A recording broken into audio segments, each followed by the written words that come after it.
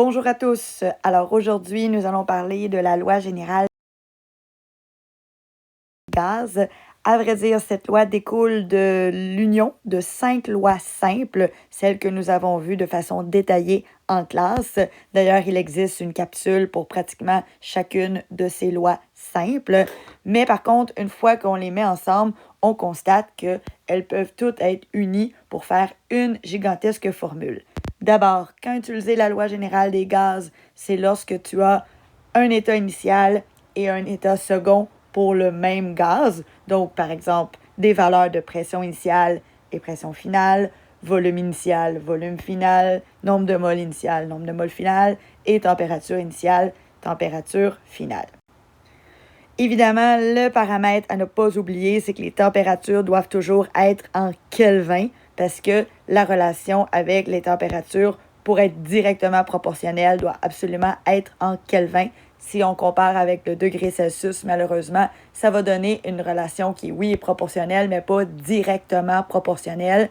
La preuve, c'est que quand tu mets une bouteille d'eau dans le congélateur et qu'on frôle le 0 degré Celsius, son volume n'est plus de 0, ça serait impossible. Donc, c'est vraiment lorsqu'on franchit le 0 Kelvin que théoriquement, on n'aurait plus aucun volume. Donc, très important, on travaille en Kelvin. Sinon, pour les autres paramètres, tu peux utiliser l'unité que tu veux parce que c'est à titre de comparaison entre, par exemple, le P1 et le P2. Donc, que tu travailles en atmosphère, en millimètres de mercure ou en kilopascal, ça ne change rien. Tu auras ton deuxième facteur, donc par exemple la P2 en atmosphère, si la P1 est en atmosphère aussi. Cette diapositive-ci serait, selon moi, la plus importante. Elle t'explique comment découler toutes les lois qui t'intéressent à partir de la loi générale des gaz. Donc, c'est très simple.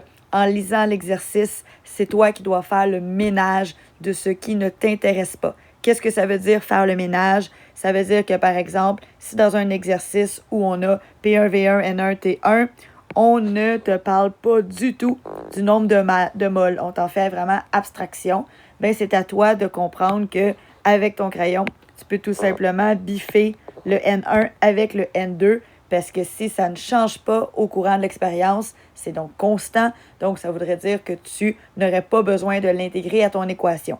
Pourquoi tu n'aurais pas besoin de l'intégrer? Bien, parce que si tu as 2 moles à gauche puis tu as 2 moles à droite, bien, ça revient à la même chose. À un moment donné, même si tu doubles, tu vas finir par rediviser par 2 de l'autre côté. Donc, ça s'annule complètement.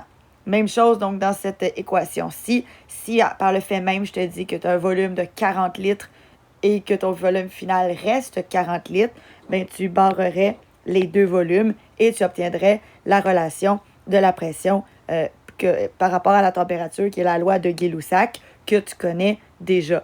Donc, c'est comment partir de la loi générale des gaz qu'on te fournit à l'examen et retrouver les lois simples qui t'intéressent. Donc, tu peux biffer un paramètre ou 2 paramètres en fonction de la situation. Donc, ici, tu constates qu'on n'en a biffé qu'un seul si le nombre de moles était constant et on utiliserait donc 3 valeurs initiales. 2 valeurs finales seraient également données et tu auras à déduire la troisième. Donc, c'est comme ça qu'on procède. Un exemple de calcul pour te permettre de constater si ça fonctionne. Donc, le ballon d'anniversaire contient 2 litres. Donc, 2 litres, c'est notre V1. Aux conditions environnementales de 21 degrés Celsius, tout de suite, tu penses à faire ta conversion en Kelvin parce qu'on ne travaille jamais en Celsius. On est à 101,3, donc ça sera notre valeur de P1. On le laisse s'envoler à l'extérieur à moins 30 degrés Celsius. Moins 30 degrés Celsius additionné de 273, ça donne 243 Kelvin. Ce sera notre T2. Calculer le volume, c'est notre inconnu V2. Lorsqu'il aura atteint la pression 3 fois inférieure, donc c'est dans le fond fois 1 tiers ou divisé par 3 si tu préfères, qui va donner 33,77. En regardant la loi générale des gaz, tu constates que dans ta liste donnée, on te parle de tout sauf du nombre de moles. Il faut donc que tu comprennes que le nombre de moles ne sera pas intégré dans tes équations. Donc, tu peux biffer N1 et N2. On ne t'en parle pas. Ça veut dire que probablement ça n'a pas changé. À vrai dire, ça n'a pas changé. Donc, tu as 3 variables initiales et 3 variables finales. Tu isoles la valeur qui t'intéresse. Tu intègres les chiffres. Une fois que c'est fait, tu constates qu'au niveau de ton traitement d'unité, les KPA vont s'éliminer avec les KPA, les K vont éliminer les K, et il te reste des litres. Tiens, c'est exactement l'unité que tu souhaitais avoir pour V2. Donc ça, le traitement des unités, ça te permet de t'assurer que tu as isolé adéquatement ta formule et ça te permet de t'assurer que tu n'as pas fait d'erreur stupide de conversion d'unités, ou plutôt que tu n'as pas oublié de convertir des unités. Donc, si tu travaillais en degrés Celsius puis tu divises par des kelvins, tu devrais t'en apercevoir.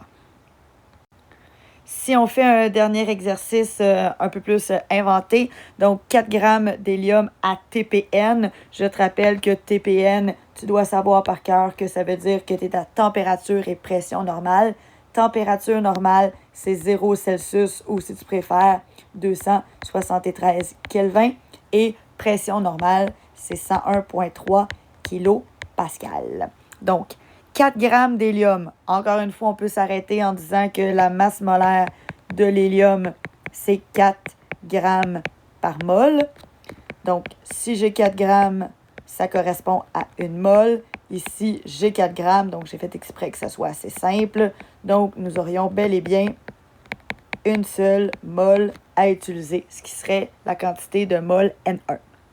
Donc, une mol d'hélium à 273 Kelvin et 101,3 kPa est contenue dans un ballon de 2 litres. Si je double la masse d'hélium, donc on comprend que la masse sera doublée. Donc, on avait une masse de 4, on aura donc une masse de 8 grammes. Et avec la masse molaire, ça fait en sorte que si 4 grammes correspond à 1 mol et que j'ai 8 grammes, on a donc N2. On aurait une N2 de 2 mol. Donc, ça, c'est les informations. Quel est l'impact sur le volume? Si je conserve la même pression, mais que la température est de 4 degrés Celsius, donc 4 degrés Celsius, ça nous donnera 277 Kelvin. Donc, ça veut dire quoi? Ça veut dire qu'une fois que j'ai traité initialement toutes mes valeurs, il y a une information cruciale qu'il ne faut pas que j'oublie. Je conserve la même pression. Ça veut dire que je peux biffer P1 et P2 parce que je conserve la même pression. J'ai donc 3 variables qui m'intéressent et la variable que je souhaite isoler, c'est le V2. Donc, je vais faire V1 fois N2 fois T2 divisé par N1 fois T1, ça me donnera le V2. Donc, 2 litres fois 2 mol fois 277 Kelvin divisé par 2 mol fois 273 Kelvin. Ça nous donne quoi? On valide les unités, des mols par des mols, des kelvins par des kelvins.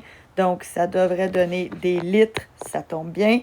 Et on pitonne 4 fois 277 divisé par 2 divisé par 273. Ça nous donne 2,03 litres pour ceci. Donc, voilà. Fait qu'en gros, la loi générale des gaz, c'est simple. On part de la grande formule. Quand on a des paramètres initiaux et finaux, on utilise cette loi-là et on biffe les paramètres qui restent constants tout au long du changement et de l'expérience. Et après ça, on isole la variable en fonction de ce qui nous intéresse. Je te souhaite une super bonne journée et je t'invite à aller peut-être voir la loi des gaz parfaits pour voir quand est-ce qu'on utilise l'autre formule très importante des gaz à la place de celle-ci. Passe une belle journée!